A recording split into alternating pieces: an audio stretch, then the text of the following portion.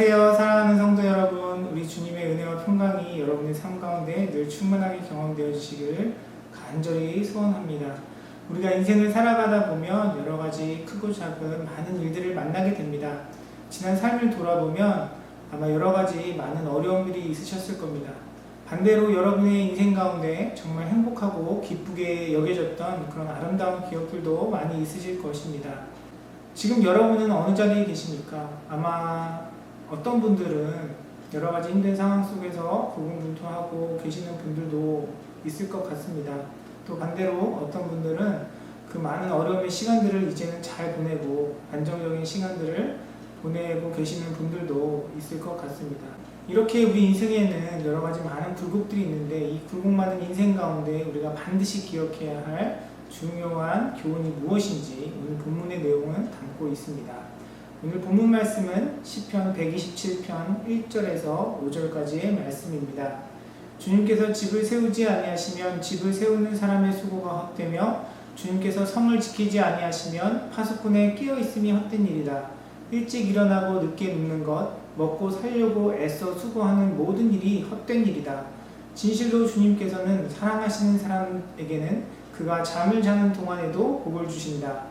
자식은 주님께서 주신 선물이요 태안에 들어있는 열매는 주님이 주신 상급이다. 젊어서 낳은 자식은 용사의 손에 쥐어있는 화살과도 같으니 그런 화살이 화살통에 가득한 용사에게는 복이 있다. 그들은 성문에서 원수들과 담판할 때에 부끄러움을 당하지 아니할 것이다. 먼저 1절과 2절의 말씀은 집을 짓는 일, 성을 지키는 일, 그리고 일반적으로 삶을 영위하기 위해서 사람들이 가지는 성실한 삶의 태도에 대해 언급하며 하나님께서 그 모든 것들에 대해 허락하지 않으시면 그 모든 것이 헛된 것이라고 이야기하고 있습니다. 시편 127편의 저자는 솔로몬으로 알려져 있는데요. 본문의 내용을 보면 하나님께서 솔로몬의 삶을 통해서 행하신 많은 일들을 떠올릴 수 있습니다. 하나님께서는 솔로몬을 통해서 성전을 짓게 하셨고요. 그리고 그의 삶 가운데 왕궁도 함께 지었고요. 그리고 이방의 많은 견제 속에서도 이스라엘의 번영을 누리는 그런 은혜를 경험했습니다. 솔로몬은 이렇게 하나님께서 누리게 하셨던 그런 번영들이 하나님의 축복이었음을 고백하고 있습니다.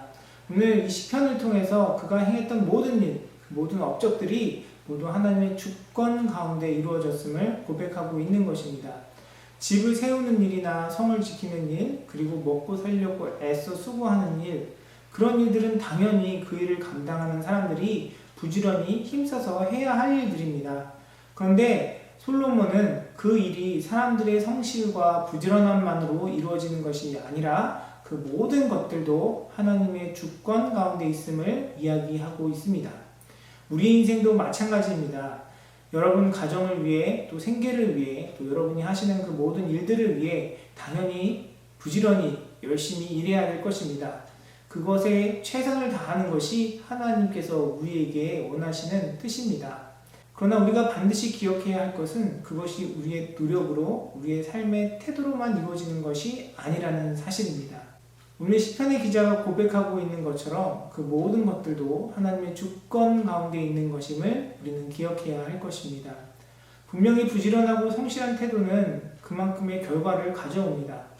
그러나 우리의 노력과 성실 역시도 하나님의 주권과 은혜가 없으면 그 열매를 거둘 수 없다는 사실을 우리는 기억해야 합니다. 인생을 살다 보면 노력하고 싶어도 애쓰고 싶어도 그런 기회조차 주어지지 않고 모든 길들이 다 막힌 것처럼 느껴질 때가 분명히 있습니다. 우리가 노력할 수 있는 것, 우리가 무엇을 위해서 힘쓰고 애쓰고 또 도전할 수 있는 상황과 환경 역시도 하나님께서 베푸신 은혜임을 기억해야 할 것입니다. 그리고 우리가 아무리 그런 상황과 환경 속에서 열심히 애쓰고 노력한다고 해도 결코 주님께서 그 가운데 허락하지 않으시면 우리는 그 열매를 거둘 수 없음을 또한 기억해야 할 것입니다. 그래서 절대로 우리는 우리 인생의 그런 열매와 성공 앞에 교만하지 말아야 합니다. 우리의 노력과 성실로 이룬 것처럼 여겨져도 모든 것이 주님의 은혜임을 고백하고 하나님 앞에 겸손한 마음으로 살아가야 할 것입니다. 그리고 그 성실과 노력의 열매를 나 자신과 가족뿐만 아니라 하나님의 뜻대로 하나님께서 원하시는 바대로 나누고 섬기는 일에 사용하는 지혜가 우리 가운데 있어야 할 것입니다. 또한 반대로 인생을 살아가다 보면 열심히 노력을 했는데도 일이 잘 안 될 때가 있습니다. 때로는 그 가운데 우리의 잘못된 판단이 있을 수도 있고요. 그리고 때로는 우리의 나태함이 그 원인일 수도 있습니다. 그리고 그 어려움이 내가 아니라 다른 누군가의 실수와 죄악으로 인한 것일 수도 있어요. 그러나 그 속에서도 우리는 하나님의 주권을 또한 바라봐야 하는 것입니다. 하나님을 바라보지 않으면 우리는 자책하게 됩니다. 아, 내가 왜 좀 더 현명하지 못했을까? 내가 좀 더 부지런했었어야 되는데, 내가 그때 그 일을 하는 게 아닌데, 이렇게 자책하고 후회만 남게 됩니다. 그런데 오늘 말씀은 분명히 우리에게 이야기합니다. 주님께서는 사랑하시는 사람에게는 그가 잠을 자는 동안에도 복을 주신다라고 말씀하고 있습니다.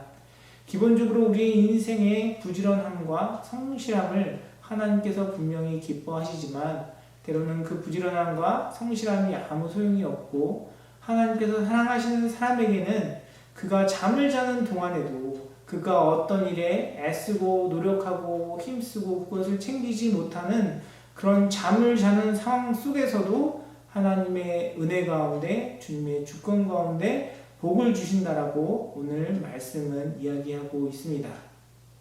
그래서 우리에게 게으름이 있었다면, 나태함이 있었다면, 하나님께서 원하시지 않는 그런 삶의 태도가 있었다면 반드시 회개하고 돌이켜야겠지만 어떤 일에 있어서 지나친 자책이나 후회에 붙들려 있어서는 안 될 것입니다. 왜냐하면 우리의 인생은 그 모든 것이 주님의 주권 안에 있기 때문입니다.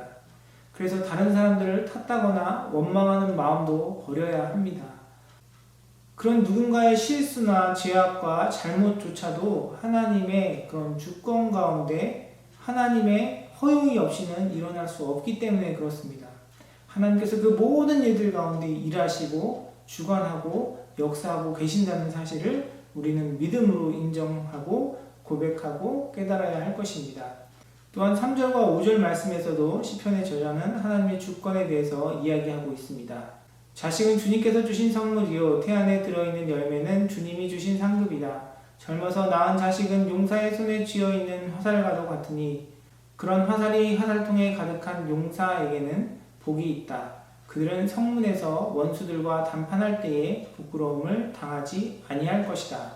구약시대뿐만 아니라 우리 문명이 지금처럼 이렇게 발달하기 전에는 그 사람의 수가 그 가정이나 그 공동체의 경제력, 노동력, 군사력을 나타내었습니다. 그래서 자식이 많은 것, 인구가 많은 것은 바로 큰 축복으로 여겨졌어요. 그런데 인구가 늘어나는 것, 사람이 태어나는 것은 누구의 손에 달려 있습니까? 그 모든 것을 주관하시는 분은 바로 하나님이시라는 사실을 이 시편의 저자는 주목하고 있습니다. 그래서 자식이 하나님의 선물이고 하나님께서 주신 상급이라고 이야기하고 있는 것입니다. 앞서 1절과 2절의 말씀이 우리의 힘과 능력으로 감당할 수 있는 일들에 대해서 하나님의 주권을 이야기했다면 3절부터 5절의 말씀은 그런 자식의 예를 통해서 우리가 전혀 손댈 수 없는 인간의 의지와 노력으로 이룰 수 없는 그런 일들에 대한 하나님의 주권과 섭리를 이야기합니다. 결국은 우리 신앙생활뿐만 아니라 우리가 살아가는 모든 삶의 영역에 있어서 하나님께서는 일하고 계시고 역사하고 계시고 그 가운데 하나님의 사랑과 은혜를 나타내 주시고 계신다라는 사실을 오늘 시편의 저자는 이야기하고 있는 것입니다. 굴곡이 많고 험난한 우리의 인생길 가운데 우리가 가장 중요하게 기억해야 할 교훈은 무엇입니까? 바로 하나님께서 우리의 삶을 그분의 주권 가운데 붙들고 계시고 그 속에서 그분의 사랑과 은혜를 베풀어 주신다는 사실입니다. 하나님께서 사랑하시는 자들에게 우리가 아무것도 하지 않고 할 수 없는 잠자는 그 순간에도 복을 내려주시는 분이시라는 사실을 우리는 기억해야 할 것입니다. 요한복음 16장 27절은 이렇게 기록합니다. 아버지께서는 친히 너희를 사랑하신다. 그것은 너희가 나를 사랑하였고 또 내가 하나님께로부터 온 것을 믿었기 때문이다.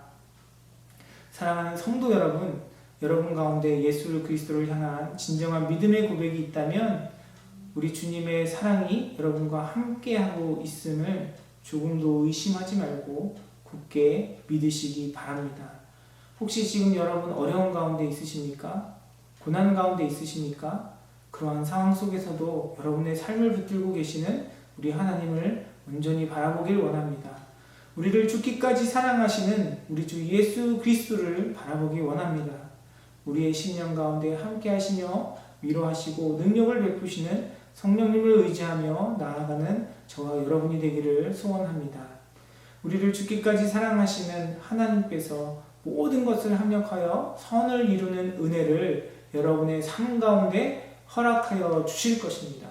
때로는 고난의 시련을 통해서 우리를 더욱더 주님께서 기뻐하시는 하나님의 자녀로 하나님 나라의 백성으로 다듬어 가시며 더욱 주님을 신뢰하고 닮아가는 은혜를 우리에게 베풀어 주십니다.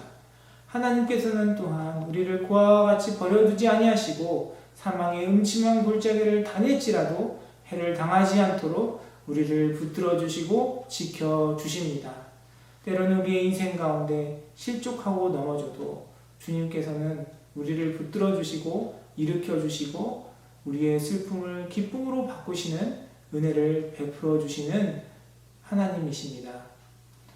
무엇보다 하나님께서는 이 세상의 그 어떤 환난과 고난도 앗아갈 수 없는 영원한 생명과 구원을 예수 그리스도를 통하여 우리의 삶 가운데 허락하셨습니다. 그 사랑과 은혜가 세상이 줄 수도 없고 앗아갈 수도 없는 참된 평안과 기쁨으로 여러분의 삶 가운데 함께하고 계심을 잊지 말고 늘 하나님의 주권과 하나님의 섭리를 바라보며 우리 인생을 품고 계시는 주님의 사랑 가운데 늘 승리하는 삶을 살아가는 사랑하는 모든 성도님들의 삶이 되기를 주님의 이름으로 축원합니다. 기도하시겠습니다.